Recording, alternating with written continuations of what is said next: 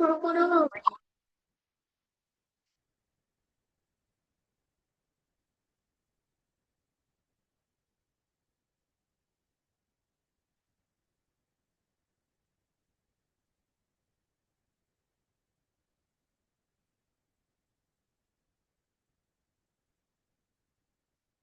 শিক্ষার্থীকে শুভেচ্ছা জানিয়ে শুরু করছি। আজকে আমরা গণিত অলিম্পিয়াডের সেকেন্ডারি ক্যাটাগরি একটি প্রশ্নের সমাধান করব। সেটি হচ্ছে আঞ্চলিক গণিত উৎসব 2022-এ এসেছিল। প্রশ্নটি হচ্ছে এইভাবে যে এ এ বি বি একটি 4 অঙ্কের পূর্ণবর্গ সংখ্যা, যেখানে এ এ বি বি চার সংখ্যাটির অঙ্ক। এ এ বি বি এর কতগুলো উৎপাদক আছে? এই প্রশ্নটি গুরুত্বপূর্ণ এবং বিভিন্ন পরীক্ষাতে এই প্রশ্নটি এসেছে। তো আমরা আজকে এই প্রশ্নটি সমাধান করব। আমাদের যে 4 অঙ্কের যে পূর্ণবর্গ সংখ্যাটি বলেছে, যা দেখা যাচ্ছে যে যার প্রথম দুইটি অঙ্ক এ এ আকারের এবং দ্বিতীয় দুটি অঙ্ক, শেষ দুটি অঙ্ক এ এ বি বি আকারের, তাহলে প্রথম দুটি অঙ্ক অভিন্ন, শেষ দুটি অঙ্ক অভিন্ন। এখন যেহেতু সেটি 4 অঙ্কের একটি সংখ্যা, তাহলে আমরা সংখ্যাটিকে যদি স্থানীয় মান দ্বারা উপস্থাপন করি, তাহলে আমরা প্রথম যে এ, তার সাথে 1000 গুণ দিব, কারণ একক দশক শতক, একক দশক শতক 3 ঘরের যে আছে সেজন্য 1000 গুণ দিব। দ্বিতীয় সংখ্যাটি শতকের ঘরে আছে, দ্বিতীয় অঙ্কটি শতকের ঘরে আছে, সেজন্য তার সাথে 100 গুণ দিব। তৃতীয় অঙ্কটি বি, সেটি দশকের ঘরে আছে, সেজন্য 10 দিয়ে গুণ দিব।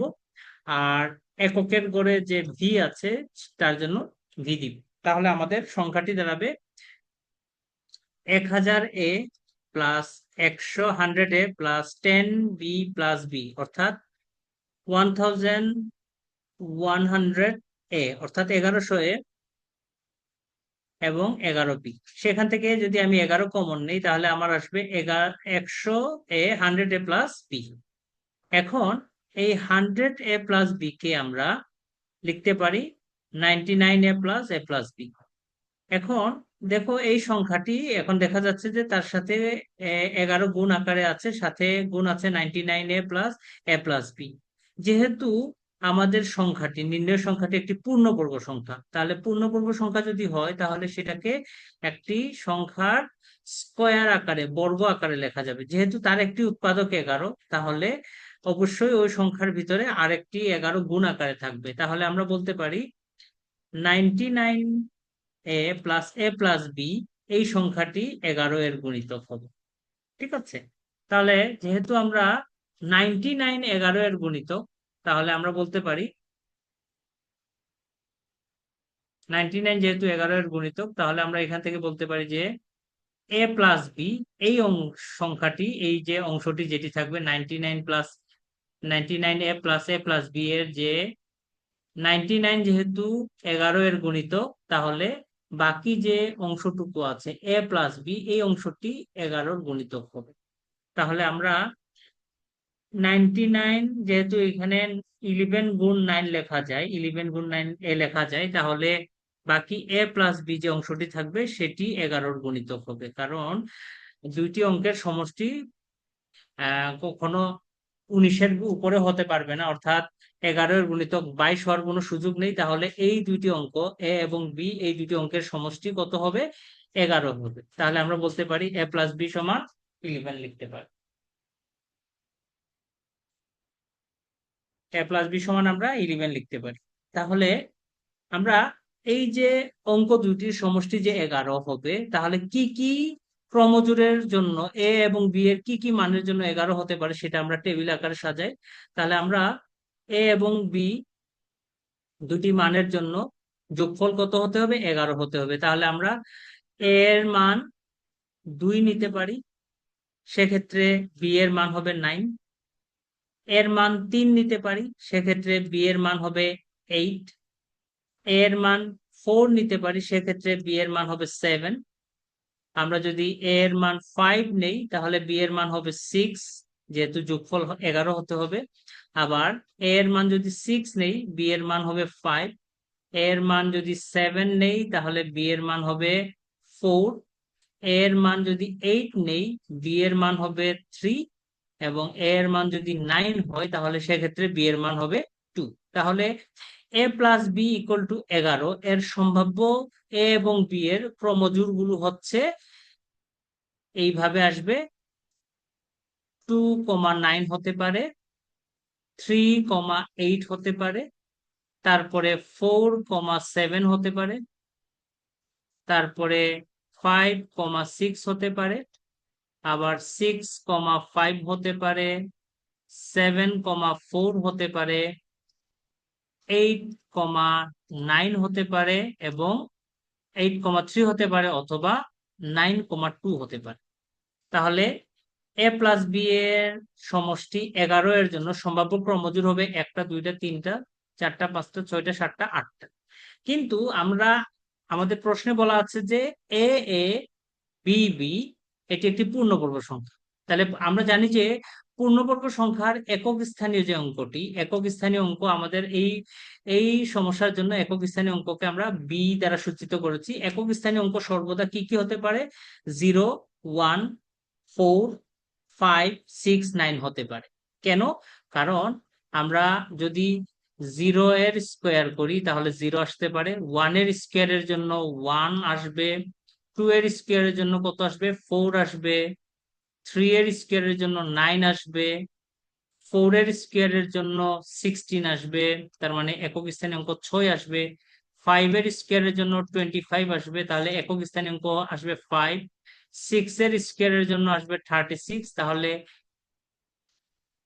একক স্থানীয় অঙ্ক 6 আসবে, 7 এর স্কোয়ার সমান 49, তাহলে একক স্থানীয় অঙ্ক 9 আসবে, এবং 8 এর স্কোয়ার সমান হচ্ছে 64, একক স্থানীয় অঙ্ক 4 আসবে, এবং 9 এর স্কোয়ার সমান 81, তাহলে একক স্থানীয় অঙ্ক কত আসবে?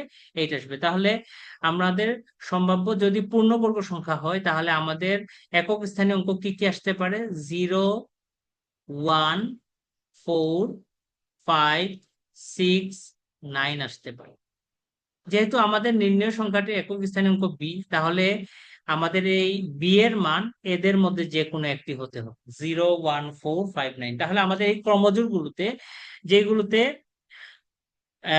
বি এর মান 0, 1, 4, 5, 6, 9 নয় সেগুলো বাদ দিব। তাহলে আমরা আমরা 3, 8 ক্রমজোড় নিতে পারবো না, কারণ সেক্ষেত্রে বি এর মান হচ্ছে 8।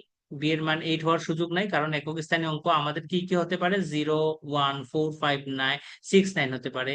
তাহলে 4, 7 ক্রমজোড়টি নেওয়া যাবে না, তারপরে 8, 3 ক্রমজোড়টি নেওয়া যাবে না, তারপরে 9, 2 ক্রমজোড়টি নেওয়া যাবে না, কারণ এখানে বি এর মান হচ্ছে 2, সেটাও নেওয়া যাবে না। তাহলে আমাদের কি কি নেওয়া যাবে? আমাদের নেওয়া যাবে 2, 9 এই ক্রমজোড়টি নেওয়া যাবে, তারপরে 5, 6 ক্রমজোড়টি নেওয়া যাবে, 6, 5 ক্রমজোড়টি নেওয়া যাবে, এরপরে 7, 4 ক্রমজোড়টি নেওয়া যাবে। তাহলে আমাদের এ বি এর সম্ভাব্য যে ক্রমজোড়ের মান হতে পারে 2,9, 5,6, 6,5, 7,4। তাহলে এ এ বি বি এর সম্ভাব্য মান কি হতে পারে? কারণ আমরা জেনেছি যে এই ক্রমজোড়ের প্রথম অঙ্কটি হচ্ছে, প্রথম মানটি হচ্ছে এ এর জন্য, দ্বিতীয় মানটি হচ্ছে বি এর জন্য। তাহলে আমাদের সংখ্যাটি এরকম আসতে পারে, 2,2,2,9 এর জন্য সংখ্যাটি আসতে পারে 2,2,9,9, 5, 6 ক্রমজোড়ের জন্য আসতে পারে 5,5,6,6, 6, 5 ক্রমজোড়ের জন্য আসতে পারে 6,6,5,5, এবং 7, 4 ক্রমজোড়ের জন্য আসতে পারে 7,7,4,4। তাহলে আমাদের সম্ভাব্য এই 4টি মান আসতে পারে। এখন আমরা চেক করব এদের মধ্যে কোন সংখ্যাটি পূর্ণবর্গ। তাহলে পূর্ণবর্গ চেক করতে হলে আমাদের যে কাজটি করতে হবে সেটি হচ্ছে তাদের উৎপাদক বের করব। উৎপাদক বের করে আমি দেখব যে এই সংখ্যাগুলো, এই 4টি সংখ্যার মধ্যে কোন কোন সংখ্যাটি পূর্ণবর্গ, আর যদি পূর্ণবর্গ না হয় তাদেরকে আমরা বাদ দিয়ে দিব। তাহলে সেক্ষেত্রে আমরা 2,2,9,9 এর প্রথমে আমরা মৌলিক উৎপাদক বের করার চেষ্টা করব, এবং অঙ্কটির শুরুতে আমরা দেখেছি যে আমাদের নির্ণয় সংখ্যাটির একটি উৎপাদক হচ্ছে 11, যেহেতু পূর্ণবর্গ সংখ্যা তাহলে আরেকটি উৎপাদক হবে 11। তাহলে আমরা যদি 2,2,9 কে আমরা যদি মৌলিক উৎপাদকে বিশ্লেষণ করতে চাই তাহলে আমাদের আকৃতিটা হবে এইভাবে। তাহলে আমরা 2,2,9 কে যদি আমরা মৌলিক উৎপাদকে প্রকাশ করতে চাই তাহলে 2,2,9,9 সেটির একটি উৎপাদক হচ্ছে 11, যেহেতু পূর্ণবর্গ সংখ্যা তাহলে আরেকটি উৎপাদক হবে 11, তাহলে আরেকটি উৎপাদক হচ্ছে 19।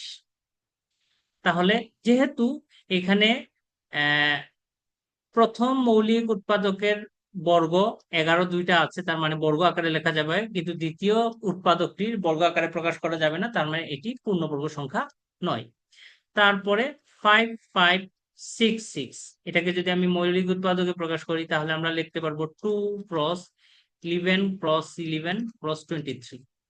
এটিও পূর্ণবর্গ সংখ্যা নয়, তার একটি উৎপাদক 2 আর একটি উৎপাদক 23, তাদের যেহেতু বর্গ আকারে প্রকাশ করা যায় না, তাহলে এটিও পূর্ণবর্গ সংখ্যা নয়। তারপরে 6655, এটিকে যদি আমি মৌলিক উৎপাদকে প্রকাশ করি তাহলে 5 × 11 + 11 + 11, এটিও পূর্ণবর্গ সংখ্যা নয়, কারণ এটা 5-এর বর্গ আকারে এবং 11 এর এক জোড় বর্গ আকারে প্রকাশ করা যাবে, আরেকটিকে প্রকাশ করা যাচ্ছে না, অর্থাৎ এটি পূর্ণবর্গ নয়। তাহলে বাকি থাকে 7744। তাহলে 7744 কে যদি আমি মৌলিক উৎপাদকে প্রকাশ করি তাহলে 11 × 11 × 11 + 64, যেখানে 11 দুইটা, তার মানে 11 স্কোয়ার দিয়ে লেখা যাবে, আর 64 কে 8 স্কোয়ার দিয়ে লেখা যাবে, অর্থাৎ এটাকে 11 × 8 এর স্কোয়ার, অর্থাৎ 88 এর স্কোয়ার দিয়ে প্রকাশ করা যাবে, যে একটি পূর্ণবর্গ সংখ্যা। তার মানে 7744 হচ্ছে একটি পূর্ণবর্গ সংখ্যা। তাহলে আমাদের সংখ্যাটি হচ্ছে পূর্ণবর্গ সংখ্যাটি হচ্ছে 7744। এখন 7744 কে যদি আমরা উৎপাদকে মৌলিক উৎপাদকের স্ট্যান্ডার্ড আকারে যদি প্রকাশ করি, গুণফল আকারে প্রকাশ করি, তাহলে আমরা 2 এর পাওয়ার 6 এবং 11 এর পাওয়ার 2 আকারে প্রকাশ করতে পারি, এবং সেক্ষেত্রে তাদের উৎপাদক সংখ্যা হবে, আমরা জানি যে কোন একটি সংখ্যার উৎপাদক সংখ্যা বা ভাজক সংখ্যা বের করার নিয়ম হচ্ছে সংখ্যাটিকে প্রথমে মৌলিক আকারে প্রকাশ করতে হবে এবং তাদের মৌলিক যে উৎপাদক থাকবে তাদের ঘাতের সাথে 1 যোগ করে আমরা গুণ আকারে লিখবো। তাহলে এখানে 2 এর পাওয়ার 6 আছে, 6 + 1 দিব, এবং 11-এর পাওয়ার কত আছে, 2 আছে, সেটাকে আমরা 2 + 1 আকারে প্রকাশ করবো, অর্থাৎ 7 × 3 অর্থাৎ 21। অর্থাৎ 7744 এই সংখ্যাটির পূর্ণবর্গ সংখ্যাটির উৎপাদক সংখ্যা হচ্ছে, এর উৎপাদক উৎপাদক সংখ্যা হচ্ছে 21টি।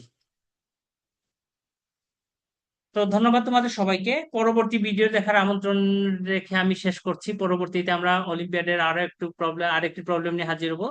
ধন্যবাদ তোমাদের সবাইকে।